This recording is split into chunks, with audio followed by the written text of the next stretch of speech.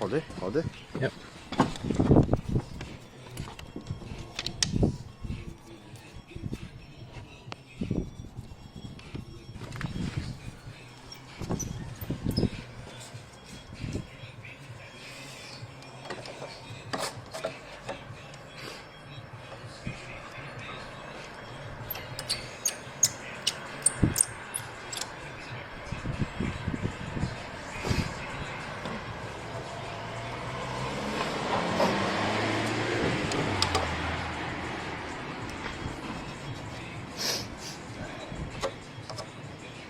Go.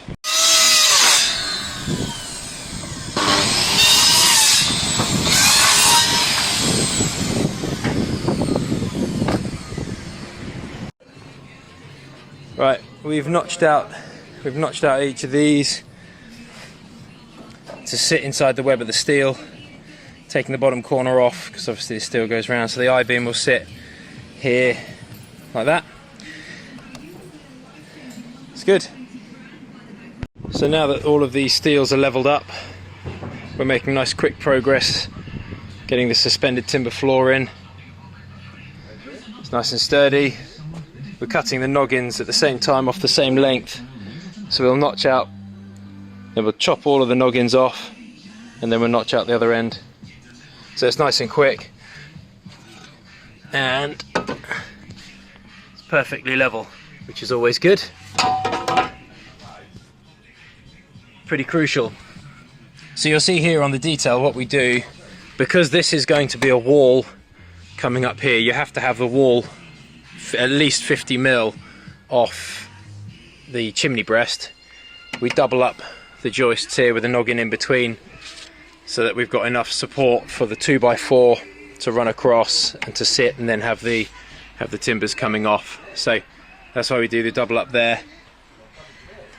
And what we've done, because the inside of the steel, I'll just show you over here, because the inside of the steel is a bit bigger than the 2x7s that we're using here, what we've done is we've packed them out with a full 2x4, and then we just notch the top off, and that way it sits directly over,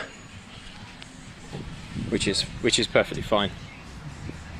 So now that we've braced this up here, supported those purlins, we can start taking out some of these littler ones here that are getting in the way and stopping us from putting the joists and the noggins in the correct place.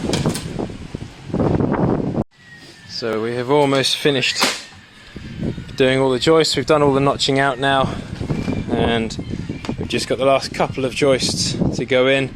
Double joist across the end there, and two slightly shorter noggins to help pack it out. And we're done. So we're in good shape. Only hit 25 past 11. So yeah, we're doing well. It's going good this morning. Okay, so we've cut most of these joists. We just chuck the radio out because it's broken and busted. Right, so we've cut a load of these joists here. Pre-cut the notches out, which will sit into here. We've obviously notched the edges there as well to get accepted there. We've put this one in here, notched, ready to go, so that will now sit across here. It's good. We're going to double this one up as well, stick another one on the other side. So yeah, it's going well. Right, you can see here, these are all the joists we've cut. We've doubled this one up as well, and we've supported it on these, go down onto the plate there. These ones go together because this is the external wall and it doesn't need to support a floor because the staircase is coming in here.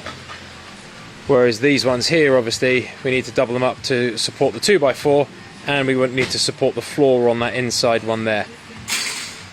So that explains that. Now we're just going to run these across here. We're going to double this one up. Going to run these across, run them across here. Started raining a bit, but thankfully we've got another tin hat, so that's good. This is pretty much finished. Now the only thing that we need to do, we deliberately left that timber long so that we could support the joist hangers to it and all the rest of it, but obviously that's going to get cut off because there is going to be a steel beam running in here that bolts into up into there, into those holes, there, and replaces this gallows bracket here, which doesn't really comply with building code anymore. So we're going to be taking that out. Well, we're going to be replacing it with a steel and then bricking up to it, and that will be nice and secure. So this last timber will then sit inside the web of the other steel, and that will be sitting on there and there. We're just waiting for one other guy to come and help us lift it, because it is the world's heaviest steel. We had difficulty just flipping it over so we could cut it down to length, because it was brought slightly long. We weren't in a position to be able to measure exactly what it was going to be before we started the job, so we ordered it long and then cut it down with a recip saw and a metal blade, so that's fine, but it is still insanely big and heavy, so it's a 3-man lift. So we're just waiting on the guy to arrive, and then we can get that in. Framing, you know you're framing right when you can do that. It slides across with no issues. That shows that it's on, which is good.